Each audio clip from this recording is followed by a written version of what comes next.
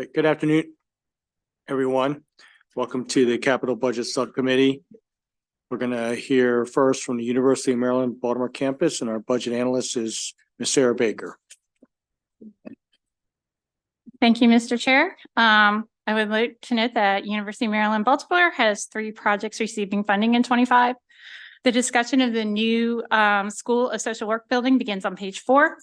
The estimated cost of this project is $121.7 million and remains unchanged from last year. The 25 budget includes $12 million more than programmed last year, reflecting an accelerating schedule to allow the project to be completed by the summer of 2027, so the building will be open for fall semester. Discussion of the next project is the new Institute for Health Computing, or the IHC, that begins at the bottom of page 5. The IHC was established by Empowering in partnership with UMS and will be located in North Bethesda and will basically use AI and other technologies to improve healthcare. During the 23 session, the General Assembly added $2 million in general funds for the project. In addition, 2 pre-authorizations of $2 million were added to the capital budget. It was subsequently added to this year's CIP, but only funds authorized by the General Assembly are programmed in the CIP, and there is no funding for the out years. I would note that the Part 1 and Part 2 program plans have not been submitted to DBN. And according to UMB, the parties involved are discussing the long-term needs of the IHC, including requirements for a new facility. UMB anticipates developing a program plan by the end of fiscal 25. However, since the project is in its early planning stage, UMB will not need the initial design funding for the project until 2027 or later. Therefore, DLS recommends a negative deficiency, deleting the $2 million in general funds appropriated as a grant through DGS and deleting the $2 million in GO bond funding proposed in 2025. Discussion of the last project is the new Dental Ambulatory Surgery Center, and that discussion begins on page 7. And this is part of a larger $29.5 million renovation of the School of Dentistry that will be funded with institutional funds and will include renovation of clinical and simulation training suites. A $700,000 authorization was added to the 24 capital budget, along with a $2 million pre-authorization. The budget provides $1.1 million in 25 and pre-authorized the remaining $900,000 in 26.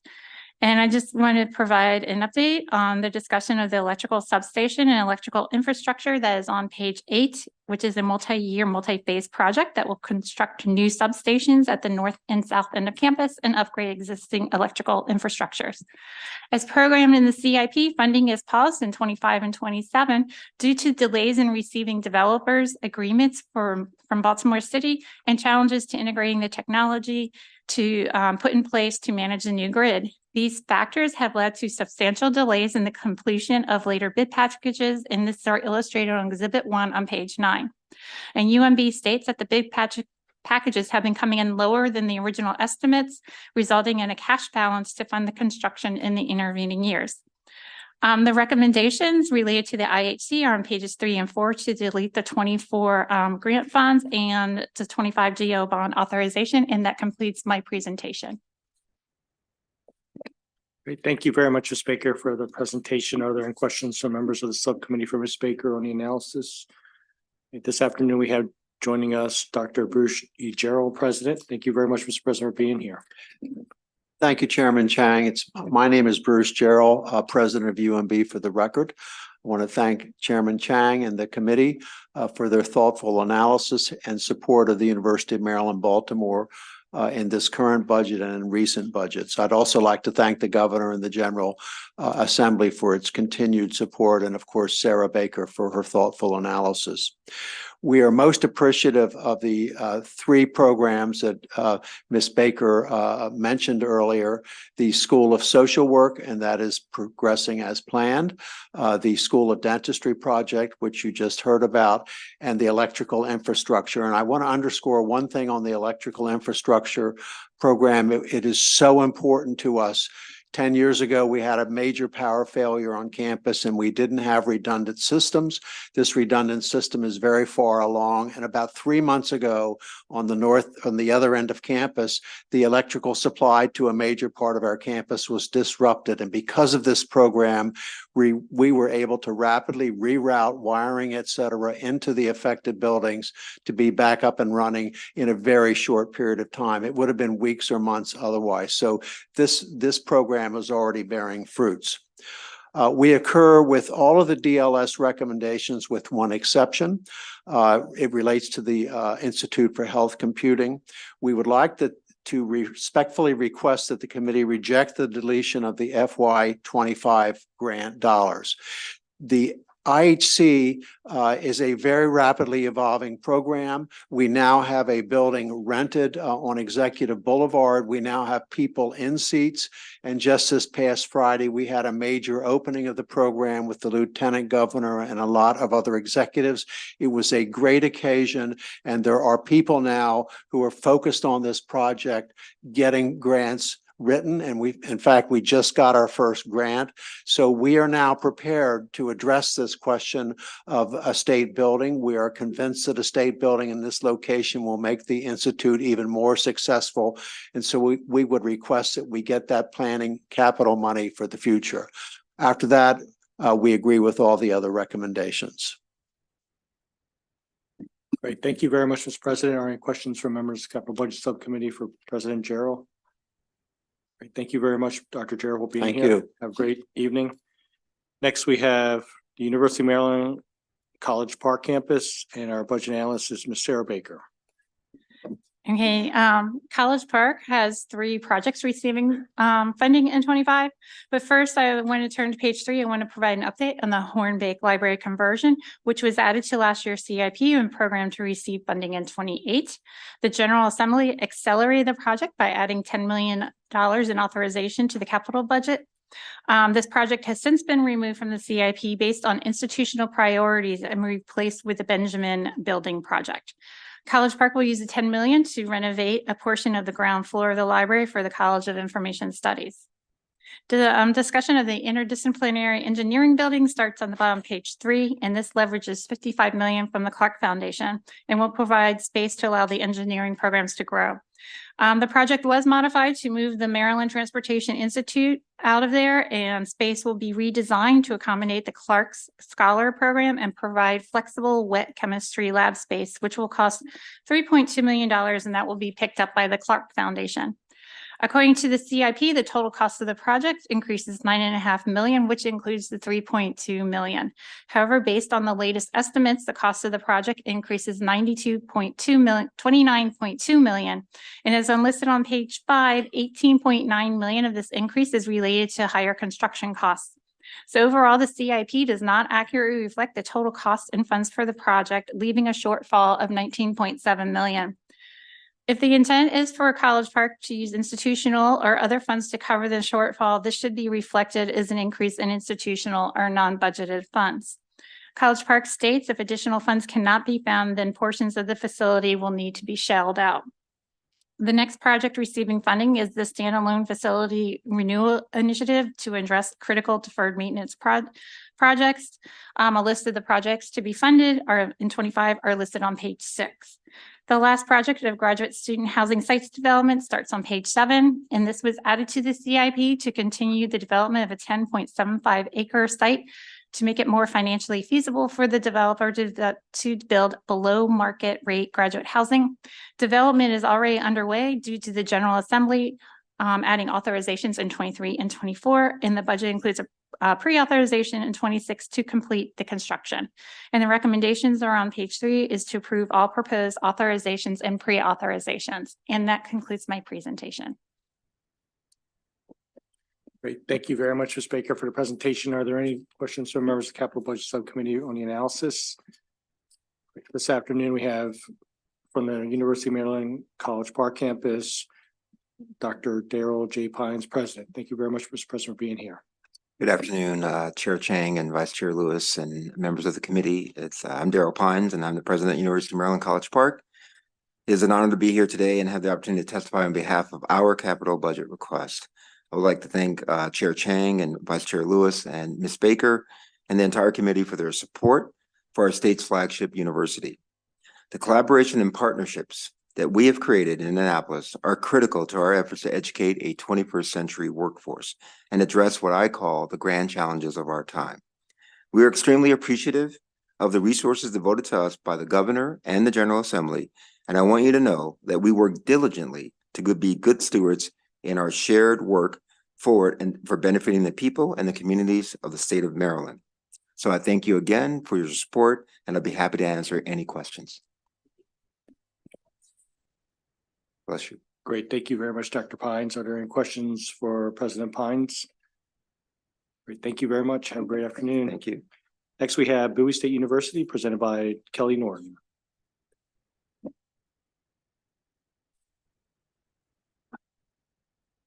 Thank you. As shown on page 1, Bowie State University has 2 projects in the fiscal 2025 CIP, the Communication Arts and Humanities Building and the Academic Commons and Library.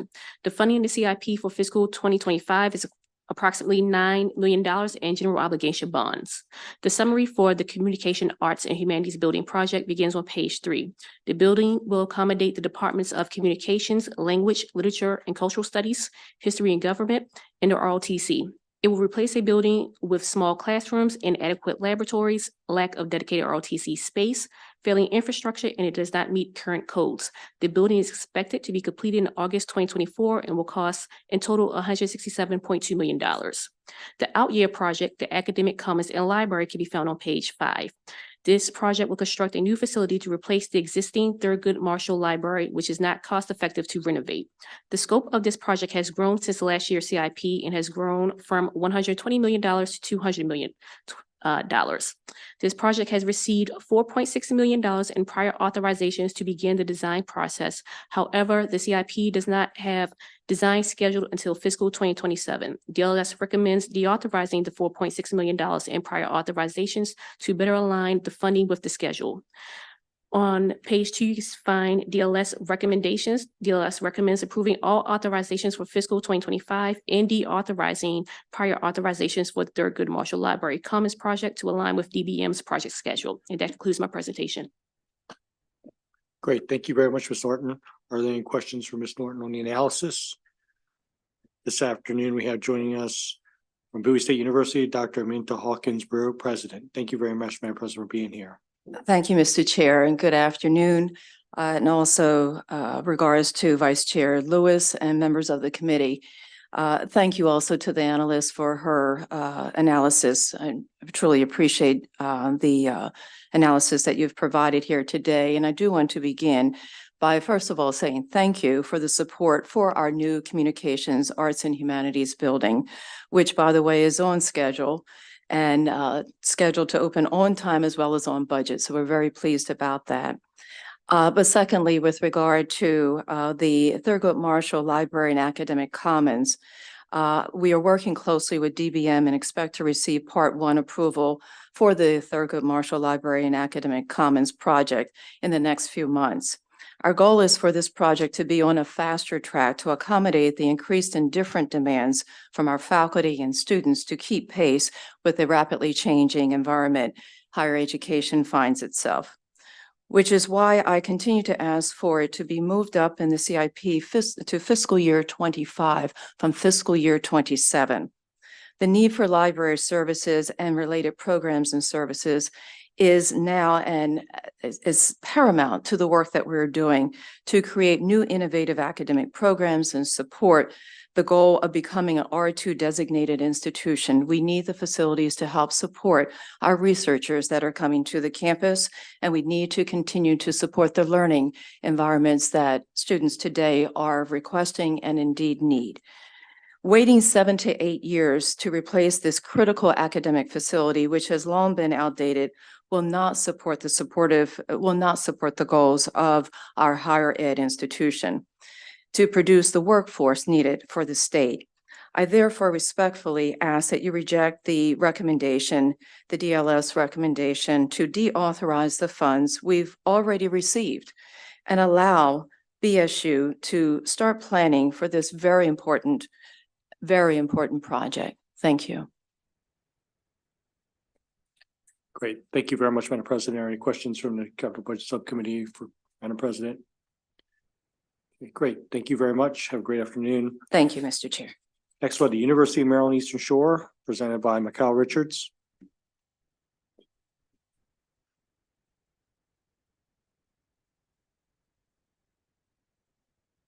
Good afternoon. My name is Micah Richards, and I represent the University of Maryland Eastern Shore Capital Analysis. Starting on page 1, I will discuss the capital projects later in the presentation.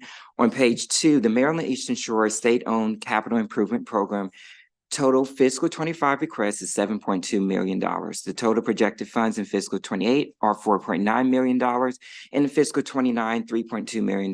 These numbers all come from the general obligation bond line items. DLS requests for the University of Maryland Eastern Shore to approve all general obligation bond funds. On page 3, the new Agricultural Research Education Center will support the research and extension programs of the School of Agricultural and Natural Sciences. As the fall 21 evaluation, the university has insufficient research space. Maryland Eastern Shore has a 16,134 net assignable square feet deficit, and the current crop and agriculture building is functionally inadequate. This new building is 16,400 net assignable square feet, which will enable the university to overcome the deficit in research space. The updated program plans are currently under review with the Department of Budget and Management. This project started in July 2020, and the construction phase is expected to start in March 2024. The project plan is requesting $4.4 million in fiscal 25, which is $3.1 million for construction and $1.3 million for equipment. The project is projected to finish in March 2025. On page 4, the fiscal 25 recommendation increases the general obligation bonds by $104,000 to $4.4 million compared to the fiscal 25 pre-authorized plan. The increase accounts for inflation. Maryland Eastern Shore has received 2 extensions by the United States Department of Agriculture to spend the federal grant funds for the project by August 2024. DLS requests for Maryland Eastern Shore to brief the committees on the status of discussions with the United States Department of Agriculture to extend the federal grant funds, including all contingencies that are expected to be applied to any such extension. The campus flood mitigation project provides stormwater improvements and flood and other hazard mitigation measures on the campus. The construction of a flood wall around the steam plant was removed from the project scope due to budget constraints. The fiscal 25 budget restores this component of the project with $3.1 million of general obligation bond funds. On page 5, due to severe storms, floodwaters can reach an elevation of 9.5 feet and cause costly repairs. The original flood mitigation project started July 2021 and was completed in May 2023. Since the floodwater was added back to the project scope, the design period started and ended in December 2023. The construction period will start July 2024 and ends July 2025. On page 6, the new School of Pharmacy and Health Professions building will bring the School of Pharmacy and Health Professions programs into one building. The facility will include health practice labs, research space, medical simulation space, faculty offices, conference rooms, and support spaces. This will enable the university to expand its health sciences programs to meet the healthcare needs of the Eastern Shore region. The estimated cost of this project totals $161.6 million. The project is projecting funds of $4.9 million in fiscal 28 and $3.3 million in fiscal 29. This concludes my presentation. Great. Thank you very much, Mr. Richards, for the presentation. Are there any questions from members of the Capital Budget Subcommittee for Mr. Richards? Great. This afternoon, we have from the University of Maryland Eastern Shore, Dr. Heidi M. Anderson, President. Thank you, Madam President. Thank you, and thank you, Mr. Chair. Thank you to the committee, and also thank you to the Vice Chair, Chair Lewis. I'll be sitting beside me as my Vice President for Finance and Administration, Ms. Anastasia Rodriguez. And let me start by saying the entire University of Maryland Eastern Shore, our faculty, our staff, and our students, we want to express our sincere thank you and gratitude to this body, to the entire General Assembly, and to Governor Westmore.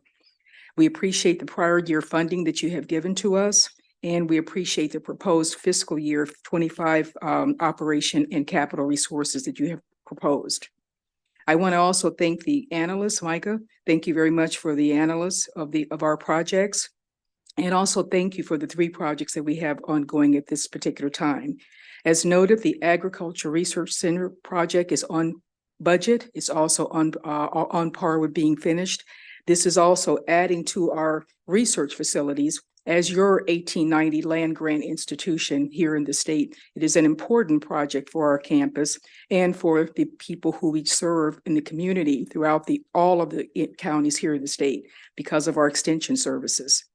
Second, the flood mitigation, we thank you for that because as you hear, we hit flooding on the Eastern Shore. It's pretty common. And this will help us make sure that we minimize that. So we appreciate that you added the funding for the flood mitigation wall. That's going to make a major difference. And finally, the School of Pharmacy Health Profession Phase 2. We totally appreciate the Phase 1 complex. This is the second phase. And this phase will add, as you know, in our remarks and also in your analysis, it will add a veterinary science program. And we are thrilled that has been approved by our Board of Regents as well as MHAC. We are on par with the accrediting guidelines for that particular building. So keeping this particular part of our request will be very, very helpful for the students of the state when they come to us in our pre-vet program and hopefully on track for fall of 2026. The final comment that I will make is response to the analyst question about the funding that we receive from USDA. We are thoroughly pleased with our partnership with USDA. And in that partnership, we have received funding from them, as we pointed out to you. That funding did expire. We got one extension, and you can only ask for the extension in August of every year. So if we have to ask for another extension, we will go to them and ask, but we would prefer to be able to move forward with it with your help, because obviously they will take the funds back if we don't go ahead and expend them. So we haven't been in the state to ask twice before. I have not been, so I don't know if they would allow an extension after this one or not, but if that is what you would like for us to do, then we would do that again in August. However, we would hope that we would be able to move forward with the project, keeping it on par and keeping it on track with the accreditation for the veterinary science program. With that, those concludes my remarks. I'll be happy to answer any questions if you have them. Great. Thank you very much, Madam President. Any questions from members of Capital Budget Subcommittee for Madam President? Great. Thank you very much. Have a great afternoon. Thank you very much. Okay. Next, we'll hear from the University System of Maryland office. We have Mr. Micah Richards doing the analysis. Thank you. Oh, sorry. We're going to have Miss Sarah Baker. Thank you, Mr. Chair. As you can see on the front page, there are 2 projects for System Office, the Caldwell Center and the annual facility renewal projects. The recommendations are on page 2 to approve the GO authorizations and the pre-authorizations and approve all ARBs. The discussion of the Caldwell Center project starts in the middle of the page. And in 2024, the operating budget include 4.9 million fiscal responsibility funds to support this project. 11.6 million in GO bond funding is provided in 25 to fund phase 1 and phase 2 of the project. Phase 1 will replace the existing 29-year-old fabric roof that is at the end of its useful life, and phase 2 will refurbish the existing central plant that is also 29 years old. Since the facility is used by several U.S. institutions and System Office, it's considered a system-wide facility and therefore part of System Office requests. Turning to USM's facility renewal program, Exhibit 1 on page 4. You'll see the CIP program's $100 million less in funds in 25 through 28 compared to the 23 CIP, and this is due to the exclusion of $100 million in USM plant funds. And when the plant funds were first programmed in the 2020 CIP, DLS did raise concerns about USM's capacity to contribute $100 million over a 4-year period. In 21, 16.4 million of plant funds were budgeted, but due to the loss of revenue related to the pandemic, the funds were replaced and supplemented with 21.2 million in state bond premiums. I would note that the funds to be used would be from the System's Office Stabilization Account, which is the difference between what is charged to institutions to cover their portions of the ARB and the actual payment.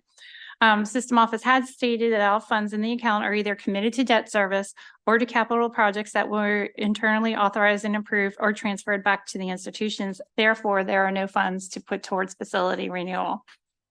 Turning to the facility renewal backlog, Exhibit 2 on page 5. Projects are categorized either as deferred maintenance or programmatic improvements. Deferred maintenance projects total $2.6 billion, of which electrical and mechanical systems account for 68% of the total. Programmatic improvements, which include renovations and remodeling, totals $2.4 billion. As November 22 meeting, the Board of Regents adopted an updated facility renewal policy. And the most significant change was a shift in focus from inputs to outputs to better reflect progress institution is making to address the backlog. Under the revised policy, institutions are required to report on their Facility Condition Index, or FCI. Exhibit 3 on page 6 compares the 27 and 22 FCI by institution. So the index shows the percentage of deferred maintenance spending relative to replacement costs. So the lower score indicates facilities are in relatively good conditions, and when tracked over time shows if conditions are improving or not. Overall, 5 institutions experienced improvements in their FCI during this time period. So reducing the backlog is a priority of the Board of Regents and the Chancellor. And as you may know, institutions spending on facilities renewals should be 2% of the current replacement value of facilities greater than 10 years old. Since the previous policy did not fully capture all the funds, both operating and capital expended by the institutions, a directive from USN clarified what expenditures can be included in an institution's 2% spending goal. And these are listed on page 7. Overall, USM is tracking its backlog through various funding sources, and this is shown on Exhibit 4 on page 8. So prior to 2020, facility renewals was mostly funded from an institution's operating budgets and ARBs. And even though over the years, institutions have increased their spending on renewal, it accounts for a smaller share of spending due to an increase in projects funded in the CIP that are attributed to renovation. In 24, these funds accounted for 51.3% of spending, which reflects USM's focus on renovation and replacement rather than on new facilities. I just want to note in 23, you'll see that institutional spending decreased by 32.5 million, which may be attributed to the 65 million in PAYGO, which under the new policy counts towards the institution's 2% goal. Exhibit 5 on page 9 compares spending on facilities renewals by institutions based on the previous and revised policy. Including projects in the CIP or funded by system results in some institutions significantly exceeding their 2% target, as with Bowie, who exceeded their target by 10.2 percentage points. If not for the inclusion of projects in the CIP, 6 institutions would have fallen below the target. Since the inclusion of the CIP projects does not provide an accurate picture of how much institutions are spending on renewal or if they are consistently achieving their target, the system office should continue to report on the progress institutions are making towards a 2% target when excluding and including the impact of the CIP. And that concludes my presentation. Great. Thank you very much, Ms. Baker. Are there any questions for Ms. Baker on the University System of Maryland office presentation? Okay, this afternoon we have Dr. J. Perman, Chancellor. Thank you, Mr. Chancellor, for being here. Chair Chang, members of the subcommittee, I thank you for this opportunity to speak to the governor's FY25 capital budget recommendations for our university system. I'm joined today by Ms. Linda Gooden, who is chair of our Board of Regents, USM Senior Vice Chancellor Ellen Herbst, together with Mark Beck, who's our Director of Capital Planning. Of course, I express my gratitude for the funds included in the governor's recommendations. And I certainly add my thanks to all of you for your longstanding investment in the system and our facilities that not only support our teaching, research, and service missions, but that also advance Maryland's progress toward its ambitious environmental and climate goals. We're always mindful of stewarding the built environment on our campuses, which is why most of our universities have asked for renovation and replacement funding. With that, my colleagues and I are, of course, happy to answer any questions you have. Certainly thank Ms. Baker for her analysis. Great. Thank you very much, Chancellor Perman. Are there any questions from members of the Capital Budget Subcommittee for Chancellor Perman? Great. Thank you very much. Have a Thank great you. afternoon. Next, we'll hear miscellaneous grant programs from Mr. Samuel Quist.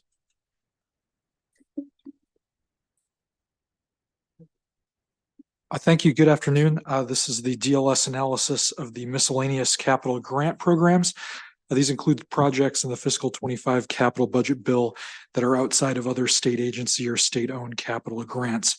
In total, this analysis covers funding for 32 projects, which total $240.4 million. Page 2 of the analysis, exhibit number 1 presents a 6-year funding history of capital miscellaneous grants. As you can see in fiscal 23 and 24, the capital budget included over $700 million each year, reflective of the increased investment in capital projects both years. Exhibit 2 on page 3 presents a county and a jurisdictional breakdown of the fiscal 2025 funding. Prince George's County has the greatest share of funding, totaling $117.5 million. $100 million of this is related to infrastructure improvements related to the Federal Bureau of Investigation headquarters relocation. The second largest category of funding by jurisdiction for Baltimore City includes $30 million for the Inner Harbor Promenade redevelopment project, as well as $20 million for the Johns Hopkins University Data Science and Computing Infrastructure project. The FBI building project, the Inner Harbor project, and the Johns Hopkins project are the 3 largest projects by funding total in this category. Exhibit 3 on page 4 presents a category breakdown of the different projects. As you can see there's funding for a variety of different categories of projects. Exhibit 4 on pages 5 and 6 of the analysis show a comparison of the pre-authorized funding amounts for fiscal 2025 included in last year's capital budget bill compared to the actual funding amounts included in the fiscal 2025 capital budget bill. As you can see on the bottom of page 6, the projects included in the fiscal 2025 budget bill are $37.6 million less than the amounts that were pre-authorized in last year's budget bill for these projects. The remainder of the analysis includes discussion of the miscellaneous projects. In the interest of time, I'm not going to go through each project individually, but I wanted to take a moment to summarize how the projects are grouped in the analysis, as well as summarize the DLS recommended actions. On pages 7 through 18 of the analysis, there are synopses of 6 projects which are broken out as multi-year funding commitments of the state. These include the Extended North Tunnel Flood Mitigation Improvements Project in Ellicott City, the FBI Headquarters Relocation Project, grants to Historic Annapolis for the restoration of the James Bryce House and improvements to the William Paca House, infrastructure improvements at the Maryland Zoo in Baltimore and the National Aquarium in Baltimore, and the new downtown Frederick Hotel and Conference Center project. For these 6 multi-year funding commitments, DLS is recommending approving funding for 5 of the 6 projects. I would highlight pertaining to the FBI headquarters relocation project. There's additional discussion on page 10 of the analysis. DLS is recommending that half of the funding could be deferred and pre-authorized in fiscal 2026 based on the estimated cash flow needs of the project shown on page 10. Exhibit 7, which begins on page 19 and continues to page 31 of the analysis, includes summaries of 22 of the projects that DLS is recommending that funding be approved. Again, I'm not going to go through each of these individually in the interest of time, but there are synopses of those. And if there are questions on any individual project, I'd be happy to answer those. Exhibit 4, which is on page 32 through 34 of the analysis, presents information on 4 projects which DLS is making recommendations pertaining to. However, I would note that DLS intends to withdraw its recommendation related to the first project on page 32, the Blue Line Corridor project, in light of new information that was received on this project after the analysis was published. DLS was initially under the assumption that an alternative funding source was available for this project. However, based on new information, DLS is now under the assumption that this is not the case and intends therefore to withdraw that recommendation. The second item, the Johns Hopkins University Data Science and Computing Infrastructure Project, due to the estimated project schedule and cash flows, DLS estimates that the full 20 million will not be needed in fiscal 2025 and recommends that funding could be deferred and pre-authorized until fiscal 2026 for this project. The third project, the Montgomery County Recreation Facilities Playground Equipment Replacement, DLS is recommending to reduce funding due to the available of funding for this purpose through the DNR program Open Space and Community Parks and Playgrounds program. The fourth project, the new Robert Hunt Revitalization Center, DLS is recommending to reduce funding due to not receiving information from this project to properly evaluate it. The DLS recommendations are summarized on pages 35 through 37 of the analysis also. I will conclude my presentation there and I can take any questions. Thank you. Great. Thank you very much, Mr. Queese, for the presentation. Are there any questions from members of the Capital Budget Subcommittee for Mr. Queese on the analysis? Okay, great. Thank you very much. That ends the presentation for the miscellaneous grant program, and that concludes today's Capital Budget Subcommittee hearing. Thank you very much. Have a great day.